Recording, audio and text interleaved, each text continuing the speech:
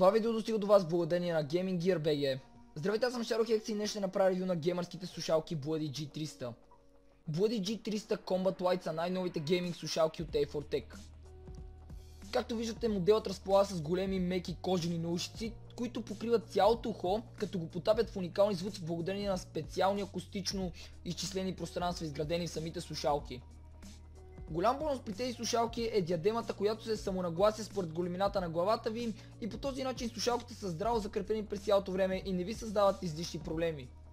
И да не забравяме едно нещо, което прави моделът изключително готин, това че той разполага с неонова подсветка.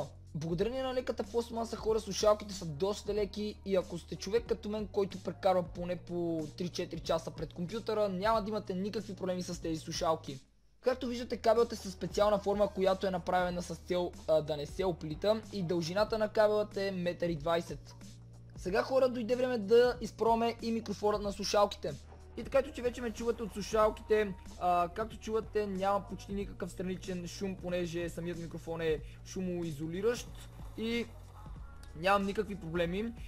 Друг голям бонус забелязах при слушалките, че след дълги часове гейминг ушите ми не успяха да се изпотят, което много ми хареса, понеже с другият модел на Bloody G501 ушите ми направо се сваряват, което е малък проблем, понеже вече започнах да имам рани от тях.